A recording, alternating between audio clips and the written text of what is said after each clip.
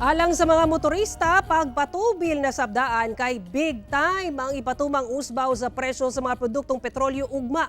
Kung asa halos 3 pesos ang isa ka sa kada litro nga usa sa mga labing taas nga pag-usbaw karong tuiga.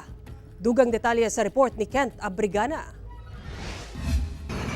Sa ikaupat nga segunsong simana, musaka na sab ang presyo sa mga produktong petrolyo. Sugod October 15 kung asa halos 3 pesos ang isa ka sa kada litro. 2 pesos and 65 centavos ang ipatumang usbaw sa presyo sa tag-litro sa gasolina. Kini ang ikaduhang dako nga pagsaka sa presyo sa gasolina karong tuiga. Ulahing big time price hike niini niadto pang bulan sa Marso.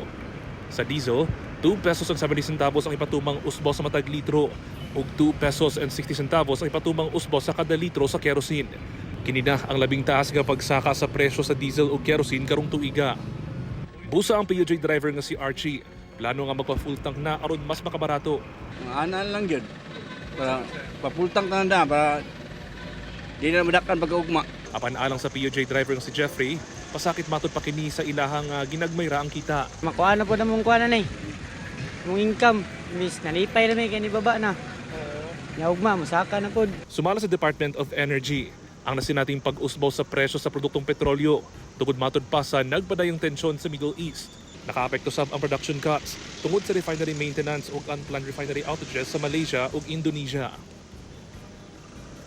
Kauban si Bebot Kahes, Kent Abrigana, 1 Mindanao.